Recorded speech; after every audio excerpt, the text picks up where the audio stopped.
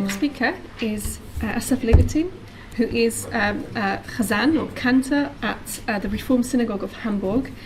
He's originally from Israel, where his musical journey started with playing the drums, the saxophone and the clarinet, and his singing career started with the Rinat National Choir in Israel.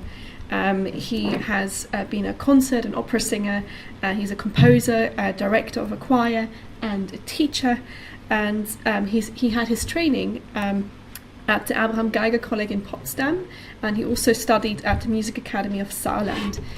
He has done some research on Alberto Hemsi, which is what we're going to hear about now. And one of his main research interests is bringing to life the Jewish liturgical music that has been quiet since the Holocaust. So he made a number of recordings of old Jewish liturgical songs from Germany as well as other countries, and he has been singing those not only in Germany but also France and Poland and in Switzerland as well.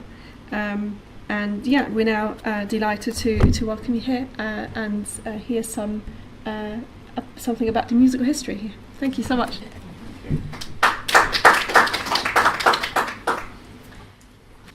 Thank you very much. Can you hear me?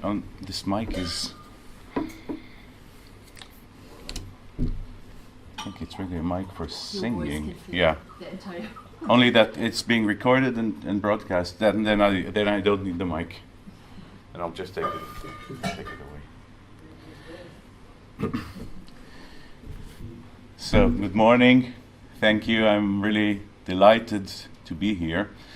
And when Annette asked me to, well, she didn't ask me. I asked her to join to join this conference. Our first time we met, I spoke in a seminary at the FU about Alberto Hemsi and his Copla Sephardis. Alberto Hemsi has become a very important person in my professional life. Not only did I record all his music for the voice, both the Copla Sephardis and his liturgical music, on 3 CDs.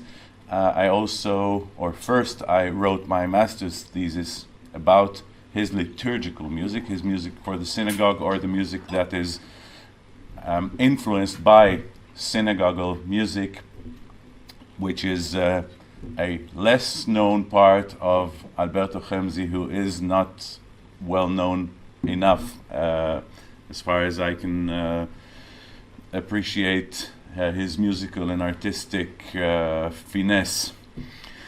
So for our purposes, I chose to focus on something that was not very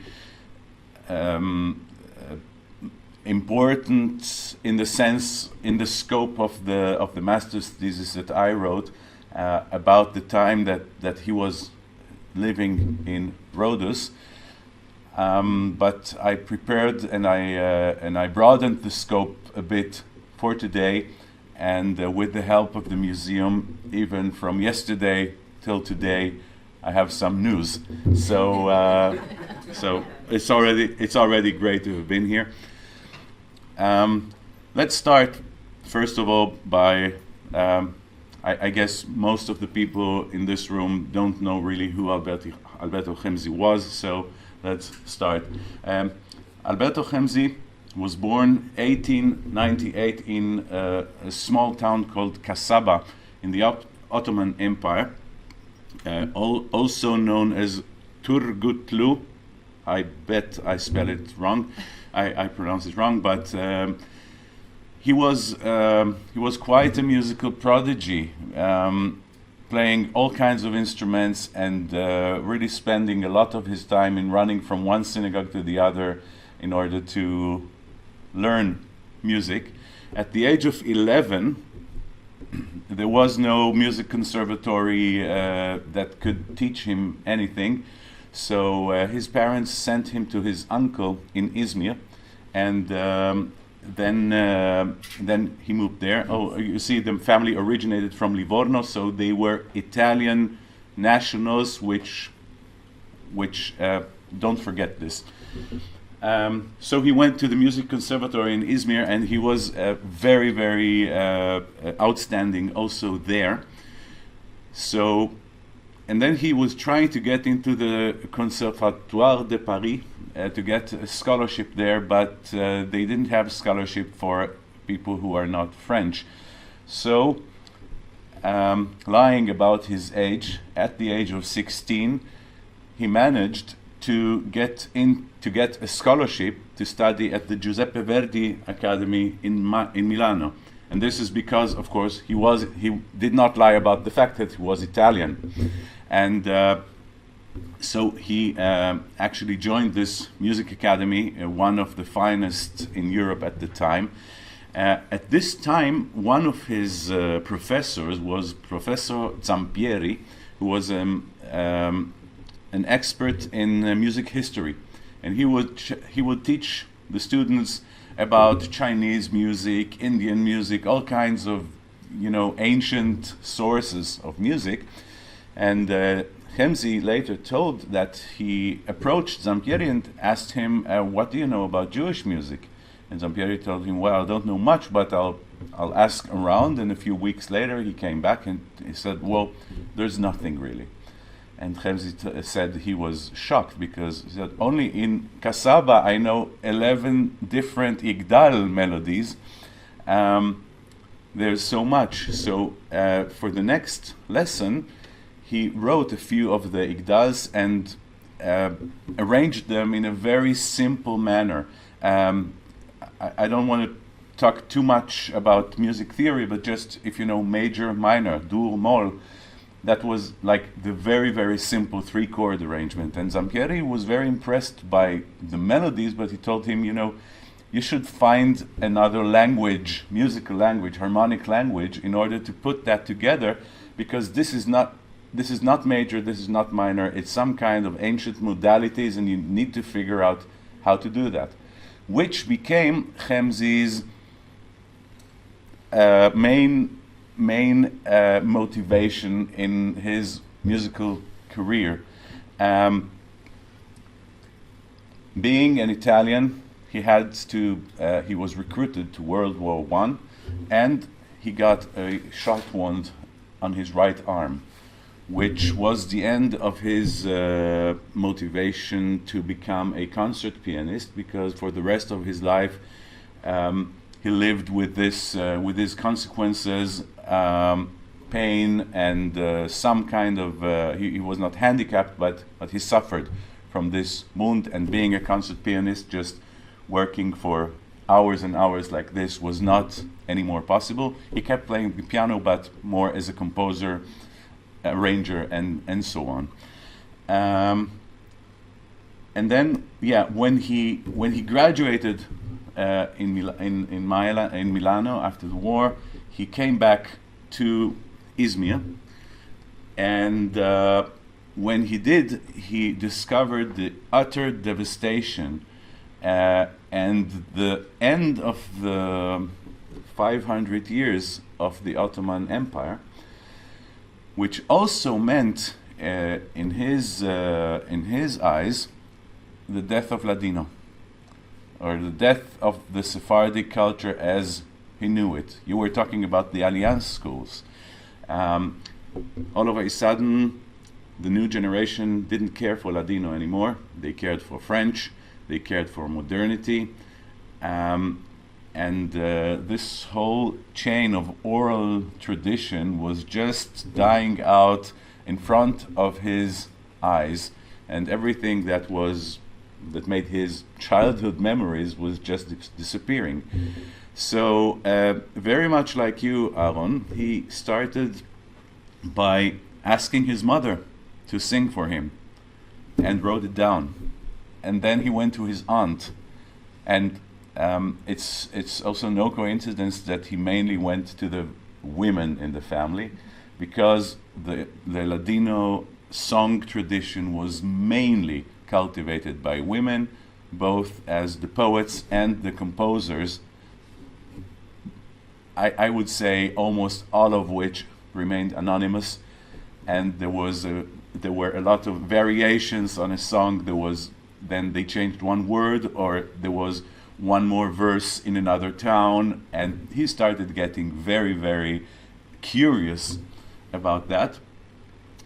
I'll tell about Rhodes right now as a part of his biography, and then we'll get back.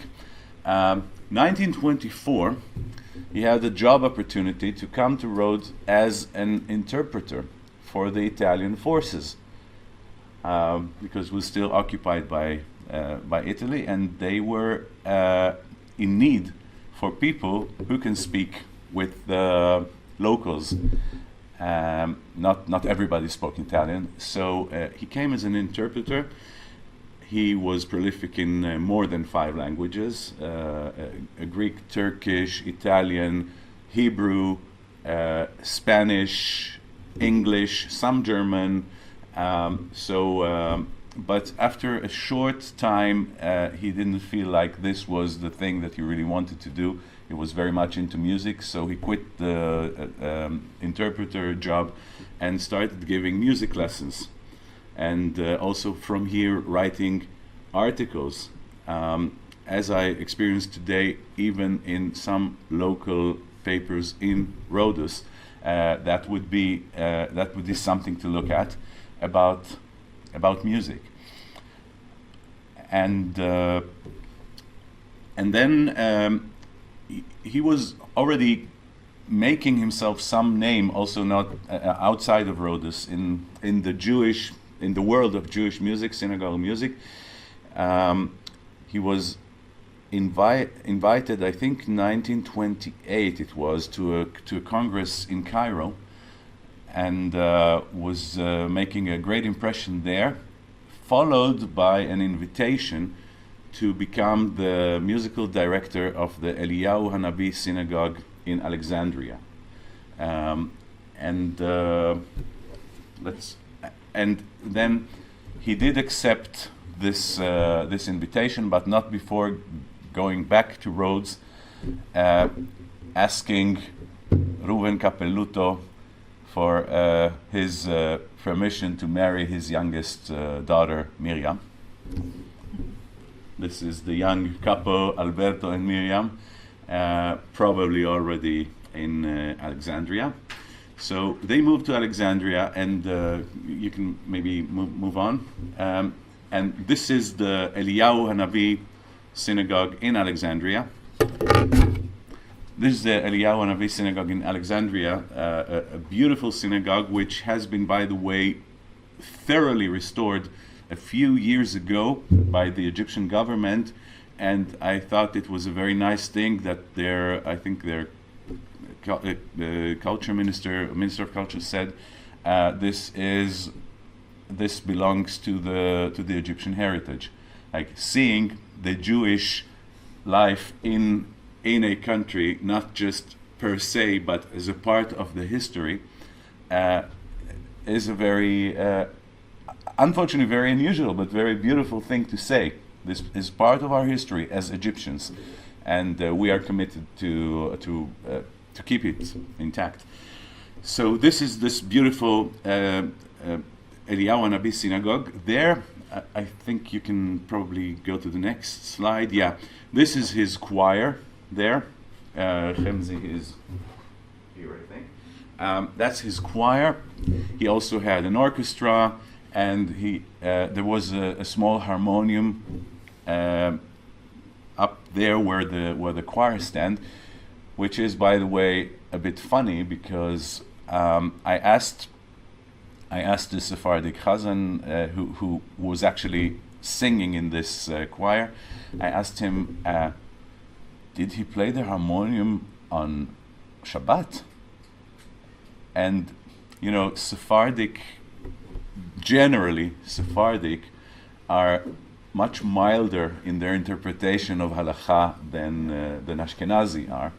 So he said he played it very soft.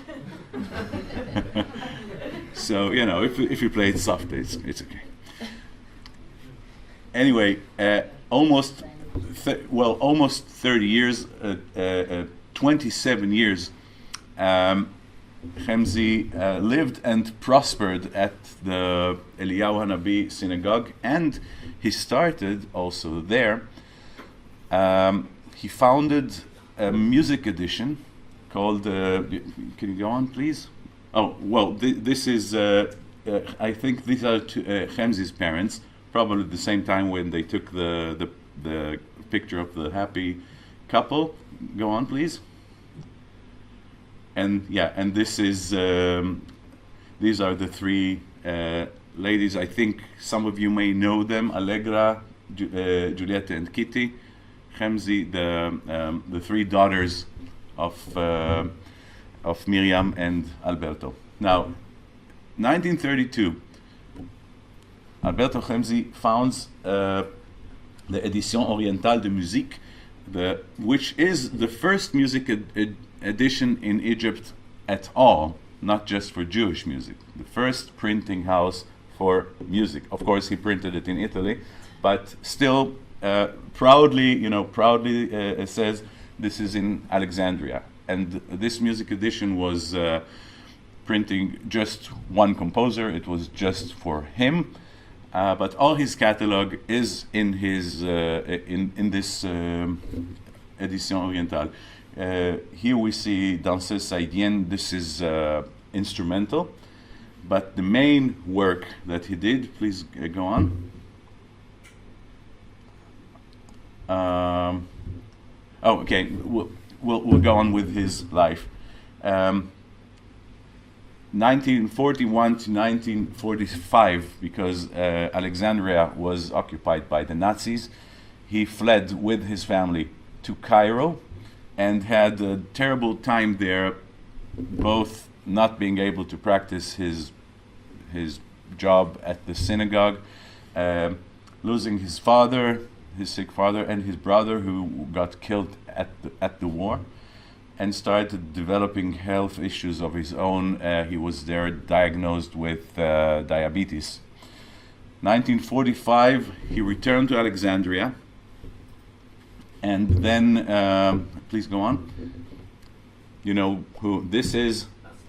Exactly, Gamal Abdel Nasser, who was the Egyptian president, and he started a very, very harsh persecution of any foreign citizens. We remember Hemsi was Italian, and they were not welcome. In 1957, he took his wife and his daughters and everything he could take with him, which did not include his grand piano, and fled to Paris. Next, please. And shortly after he arrived, he managed to get jobs in as musical director of two synagogues. One of them is the Don Isaac Abarbanel, and the other one, please, is the Brit Shalom. In Paris, he was also teaching Chazanut, Sephardic Chazanut, in a rabbinical institute. Go on, please.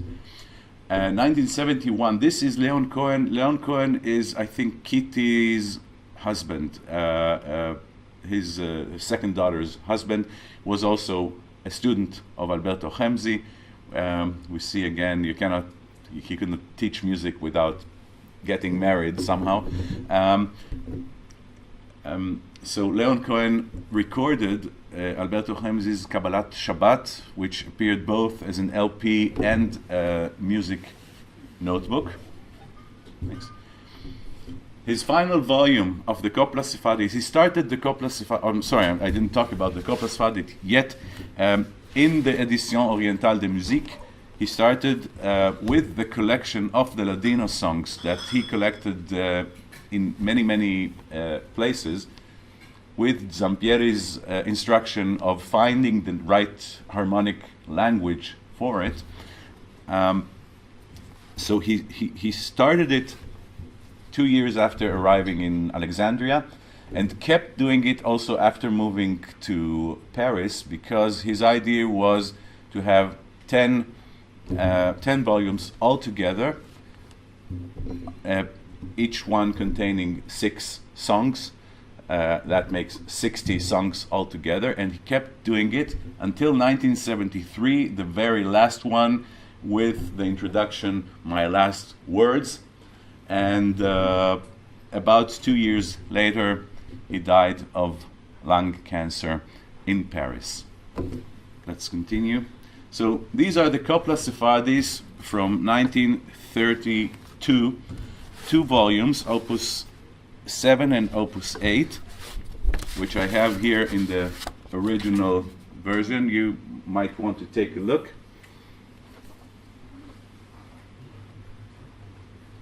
I found it in Paris in the Institut Européen de Musique, which his late wife, shortly before she died, she gave everything that remained. She gave it to the Institute, manuscripts and rest and unsold music, which is mint, just laid in a cupboard and nobody cared for it. So I got this hunter's look. This you know exactly what I'm talking about. May I have it? I'll pay whatever it costs. So I got out of there with a bunch of music, all original volumes, even the ones I had in photocopies I bought, because there's nothing like holding it in your hands. The interesting thing that you might see in the booklets that I passed around is, first of all, that you can see on the front page it says Rodi. These are songs from Rhodes. The first 12 songs are, according to Alberto Hemsi's own testimony, have been collected in Rhodes. And you can also see in these booklets his love for detail. You can see he puts a very nice picture of taken from Rhodes, and also he used he was very specific about which variation of text he was using. Some words are very specific. I don't have it right now, but you can see on the maybe I can just for a second. Thank you. When he takes just a small example, you have all the texts, all the lyrics at the front, and then como la rosa en la huerta, G-U with umlaut, huerta, and then there's a small, and downstairs he writes huerta with H. Or the next one, Hazina, H-A-Z-I-N-E, Hazina, sorry. And then as a commentary, enferma. Right?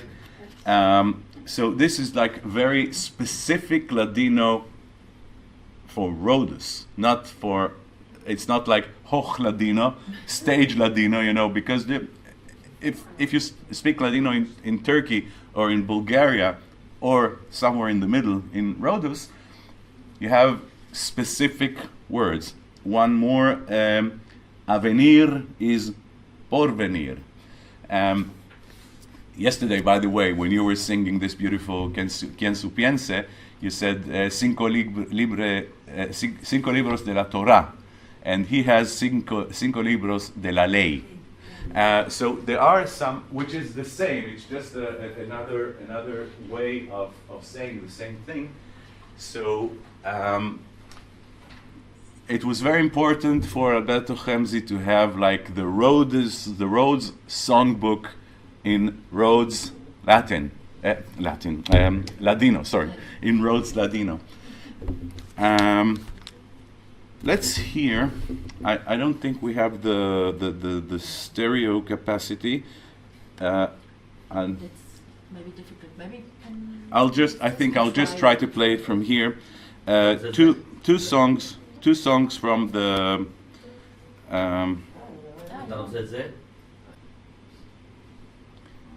yeah. I'll try my best here. So this is a recording from the first CD of the Copla Sephardis, which I recorded with the pianist Naaman Wagner at 2018, and this is the Durme Durme by Alberto Hemsi.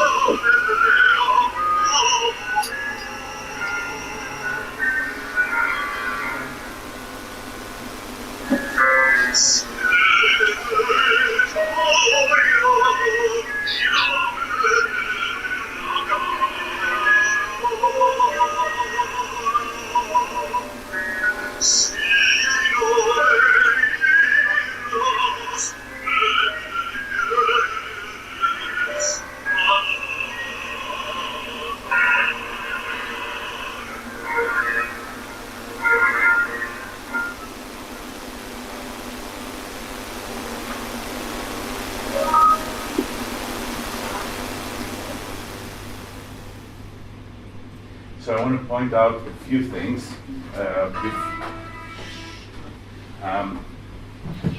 I think I might have a solution for the speaker. I want to point out a few things. First of all, only the first volume is a volume where Hemsi just wrote one. He actually just arranged one verse and wrote repetition markings.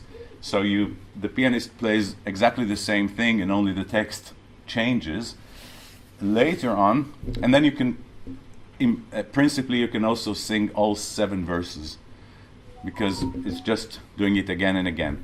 As soon as he started with the second volume on, he chose not to do it, but to arrange 2 or 3 verses through, and then make like a more artistic work out of it, with the compromise of leaving text out.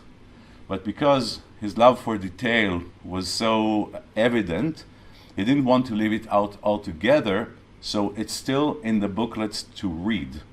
He did put all the music in the booklets so that you don't miss anything. And also in the booklets, he writes very, very thorough articles explaining what he meant to do.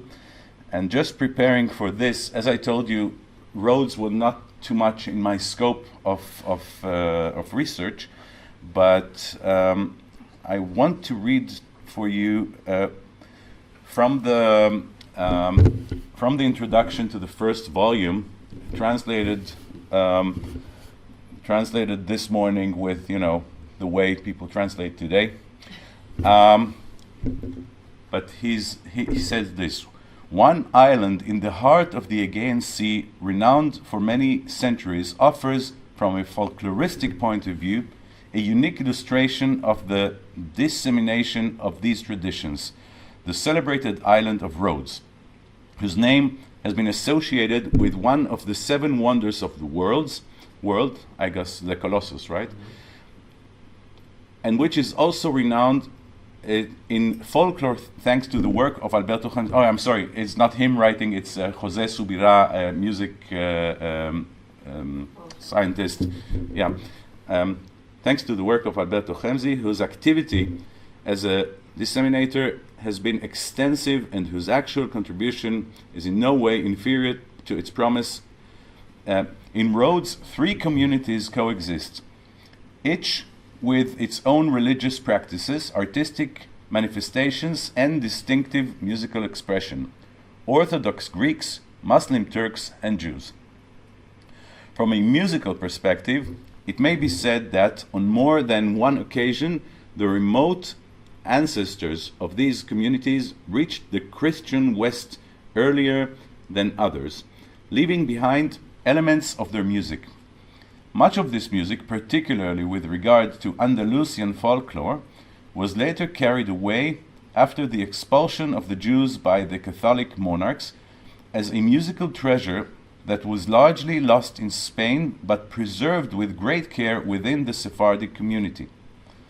This beautiful literary and musical treasure, in the form of songs and romances, was extremely popular on the Iberian Peninsula in the time of Juan del Encina, as it may still be today, despite the disorienting influence of contemporary exotic dances, the muñeira in Galicia, the zortziko in the Basque country, and so on.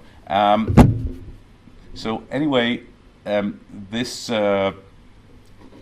preservation of the language, some of the music, maybe even with Spanish/Christian sources in the music itself, was preserved in the small and somewhat isolated places like the Isle of Rhodes, and the endeavor to preserve them was a significant thing in Alberto Hemsi's life. Maybe we can move to the next. This is basically a children's song. We were talking about it yesterday. It's about the fly eating the mulberry, and then the spider eating the fly, and then I don't remember, the mouse eating the and so on, which is very similar in structure to a famous Jewish song. Chad Gadya, exactly. And there is actually also a Chad Gadya by Alberto Hemsi, Un Cabretico, yeah. But unfortunately, it was not written in Rhodes, so I'm not going to present it today. But I want to maybe probably finish by presenting you the. And I hope maybe now it would work. I wrote down. I wrote down. Go back once, because this is the very last verse. It actually kind of.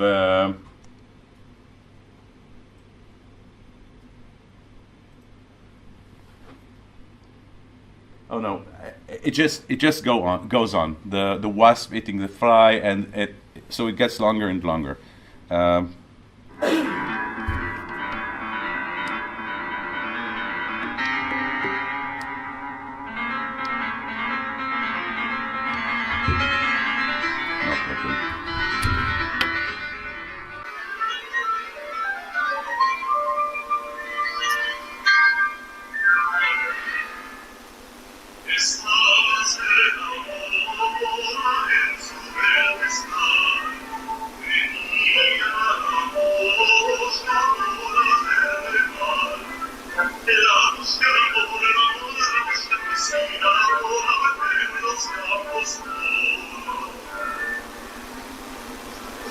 The fly hates those things.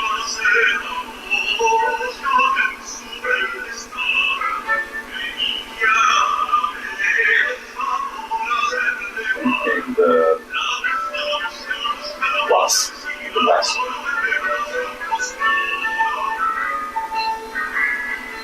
I can hear the whole story of the piano.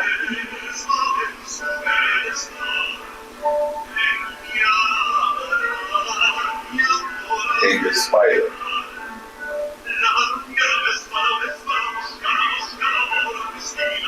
Wait, the wasp waves the fly away the tree. Just like Haggadah. Really.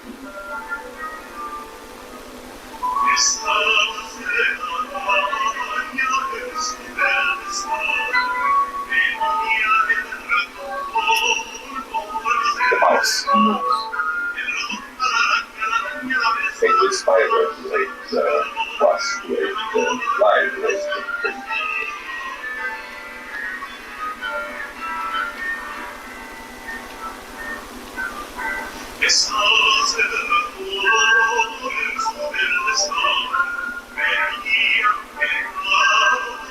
They can't.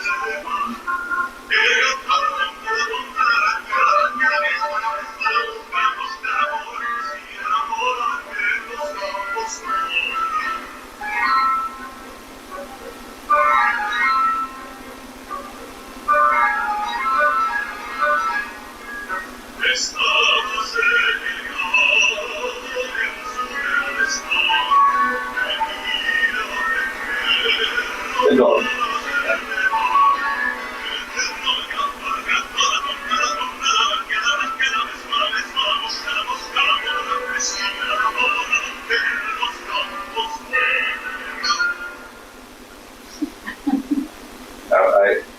I suspect very much, if one of you has the booklet now, you can see that probably it goes on.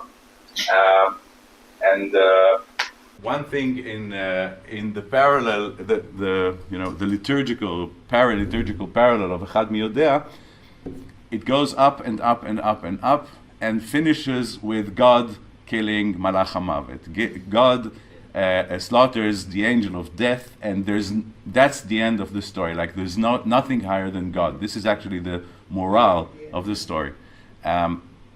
It's a funny. I must say, when I told my children first the Chad Gadya, both of them were just. It's so fascinating, but there's a morale also about it, that it doesn't go all the way up, like the turtles holding the earth don't go all the way down. There is some point where it ends, and this is God. Um, I'm trying to think if I left anything behind. I think this was my part of like the inspiration that Alberto Hemsi got from the Jewish life and the Jewish tradition, the Ladino tradition in Rhodes. And it's very nice, although he only spent a few years as a young man right after finishing his studies in Rhodes, this place had affected his biography tremendously. First of all, by finding the love of his life, the charming young Miriam Capelluto, and building a life with her and 3 daughters, and also starting his artistic endeavor, which remained throughout his career, financing all out of his own pocket, doing many other excursions like this to collect even more material. He has also a very thick book of his studies, just the music notation and the text variations, over 300 texts, I think. But these few years in Rhodes were very, very influential, and the first 2 volumes of his gigantic work were actually inspired by this beautiful island. Thank you. If you have any questions or remarks, as far as I'm concerned, you're very welcome to ask.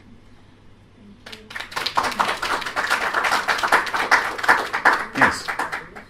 Thank you for your paper. It was fascinating to learn about Hemsi and his life. I have 2 questions. Yes. The Institute in Paris more or less has whatever remains from his family. Yes. Of Of his artistic work, of course. For the museum, I've been trying to buy on the second-hand market these books, and I haven't found anything. How much do you want? No. I'm kidding. I'm just kidding. Would they be willing to donate? I would be very happy to connect you to Hervé Roten, who's running the institute. I'm not aware, maybe some of you in this room know, if any of the daughters is still alive. I spoke to Allegra in 2018 when the CD was out. Okay. I think, well, she sounded very old back then and a little bit confused, but maybe you can reach out to them. As far as I know, maybe Hervé Roten still has a few of the originals which are not for sale, but are for very special purposes, like showing them in the right places. I would definitely I would help you, and I would, if my word will help, I'll help you I'll be happy to. I'd be delighted. And 2 more questions. Yes. Is your MA thesis? It's obviously on Hemsi. In which language is it? Is it available? In English. At a German university, was it? Yes, in Potsdam. But I wrote it in English because there are so few people in the world that are interested in that, and they don't necessarily speak German. All right. Not all of them. And 1 third question: did he have any contact with Avram Galante, the famous historian who wrote on the Jews of Turkey? Not that I know. They're kind of contemporaries. Right. I'm not aware of that. One more thing, so I don't know, I really don't know. One interesting thing, I was talking about it yesterday, I think, with you, Alberto, is that musically speaking, the Ladino folk song is not diatonic music. It's more, it has some similarity with makam, which means you have like 3/4 of a tone, not just like, you cannot really play it on a piano, because piano has semitones all the way up and all the way down. Pouring it into modern instrumentalization with the piano was a very conscious decision of Alberto Hemsi to moderate the melodies a bit. Basically, he said if it's like if it's a fourth tone which you don't have in the piano, he would round it up. If the melody goes up, he would round it down if the melody goes down. And I don't know about his music theory about it is very thoroughly discussed when he was in Egypt. There was back then there was a huge quarrel in the Egyptian music world about a term called the tajdid. Tajdid in Arabic is renewal, and to put it very to simplify it a lot is, can an Egyptian Arab orchestra accommodate a piano? Because of this semi microtonal thing. And Hemsi was an ardent supporter of modernity. That would mean killing the makam, killing the. But he thought it was killing it in order to have it reborn in a world that's not going to appreciate it. So let's try and pour it into some kind of a more modern, up-to-date form to keep it alive altogether, because otherwise it would be totally forgotten. Today, I don't think this is the trend. We tend to perform Ladino or Arabic music only with original instruments, unless it's a very declared East meet West kind of project. Yes. I have a question, or I had a question before. Yeah. Actually, related what you were just saying when you spoke about Sampieri's reaction in Milano. Yes. When he first heard the first version of Hemsi's presentation of the coplas to him, was it the reaction and the suggestion to adapt it, to rearrange it, was it a result of exactly this clash of musical traditions and different musical systems of like in the Asian, let's say, Oriental world, and different musical styles, and the Italy? I mean, it's the, Zampieri, we owe a lot to Zampieri because he was not happy with Hemsi simplifying it to 3 chords, which you could do, basically, but he said this is modal music, it's not tonal music like we know it, it's not, like I said, major, minor, dur, moll, but it's a different thing, and you have to find different rules, musical rules of harmonizing. I can talk about that for hours, but I'd rather not. How to make a harmonic world to fit in, to not mislead your ears into major or minor. The way he did it was either bitonal or empty chords, which don't have, like, you just leave the third, which is either minor or major, you just leave it out. And so, up to you to decide if you hear it like major or minor or a third thing, which was actually what he intended. But with his grandma or his aunt, would they have recognized the songs still? They would have recognized. He didn't touch the melody other than rounding up and down, but I'm not sure they would have liked it. To be completely honest, because the thing he did was in the trend of his time, more or less, Ravel, De Falla, maybe Bartok, maybe Dvořák, who took folk melodies. Bartok, we know Bartok and Kodai, they took the very first tape recorders and went to the mountains and to villages to record this. Hemsi had a pencil and note paper, and he wrote it down, which was reported to have been very funny for the people who sang, and he wrote it down. I said, how do you write down music? He said, well, I can. But so they tried to keep to get like the folk song as an inspiration to very prolific and embellished kind of composing, and it would have been a right question to ask: was he actually a composer or an arranger? But you know, we do see, we do think of Dvořák or Kodai, Bartók as composers, even though a lot of their music is actually like arrangement. But if you just take one thing and you build a whole world around it, then you compose. Yeah.